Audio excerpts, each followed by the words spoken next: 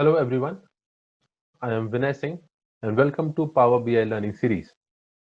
So far we have seen the basic transformations that can be done in Power Query, how to add custom columns, or how to combine files either vertically or horizontally. So once you have done all the data massaging and the data transformation is completed, now it's time to build some more visualizations in Power BI Desktop. So most of the times you might just directly drag and drop your relevant columns and get the visual. But sometimes you are not able to get the output, as in you have to build some custom columns or custom measures before you can build a visual. So DAX, which is a library of functions, is used to build different expressions or formulas. DAX can be used not only in Power BI but in Excel or SQL Server Analysis Services and even Azure Analysis Services. DAX, which stands for Data Analysis Expressions, it has more than 200 functions, which can be clubbed into various categories like date and time intelligence, filter, mathematical, or text, or statistical, or logical. So these are different categories of DAX expressions. So today we will see some of date and time functions. The first date time function that I will cover today is date. The purpose of this function is to generate a date after taking various inputs. And these inputs are year, month, and day. These are also referred to as arguments. So here I have mentioned the syntax for date. And like I said, it takes three arguments. The first argument is year, the second one is month, followed by day. So if you look at the example, the first example, date 2010, 5th month, and first day. So the output will be 1st of May of 2010. Okay. In the second example, the day is 35, and as you know, only 31 days are possible. Since the month is January and it has 31 days, so I'm having 4 extra days. So what Power BI does is it adds 4 to 31st of Jan, and as a result, my output is 4th Feb 2010. And in the third example, where the month number is 14 and the maximum possible month number is 12. So what Power BI does is it adds 14 to 5th Jan 2010. It always takes the first month of the calendar year, which is January.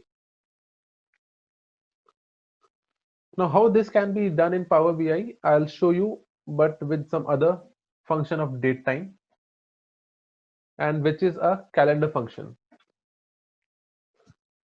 So this calendar function is used to generate a table that has a range of values. And what is the range? That is user defined. So let's say I want to see a table from date 1st of May 2010 to 1st of May 2019. So I can write this expression, which you can see in the examples. Okay. The output value is a table which has only single column, and the syntax consists of a start date, comma, end date. Now let's see how this can be done in Power BI. So I go to Home tab and I click on a new table. I'm calling a new table as calendar 1. This is the name of my table. The function to be used is calendar, so I type in calendar. Now see, Power BI is telling me the syntax of calendar. First I have to write is a start date. To write start date, I'm going to use the date function which we just saw. So I'm writing date.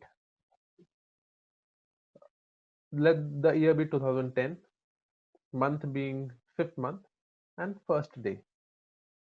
Okay. So this is my start date. I put a comma. Now what is my end date? Let this be 2019, March and 31st March. Okay. So once this is done, all you do is press enter,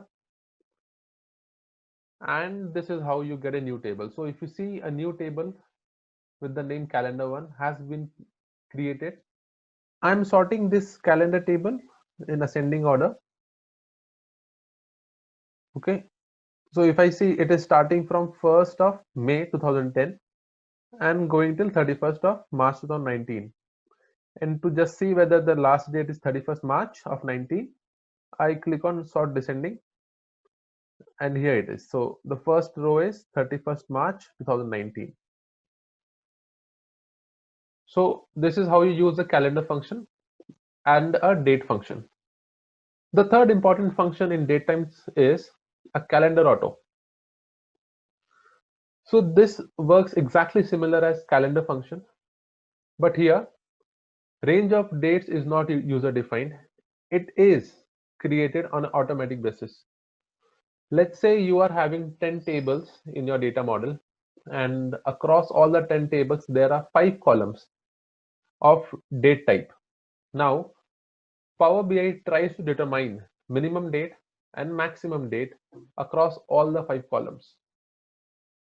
Okay, so in calendar auto, the date range is between beginning of fiscal year associated with minimum date plus end of fiscal year, which is associated with maximum date.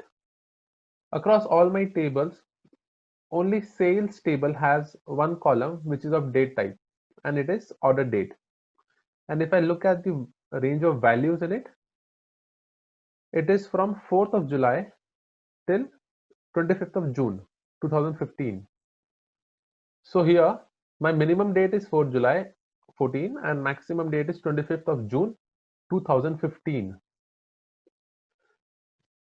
So the output of calendar auto will be, like I said, beginning of fiscal year associated with minimum date.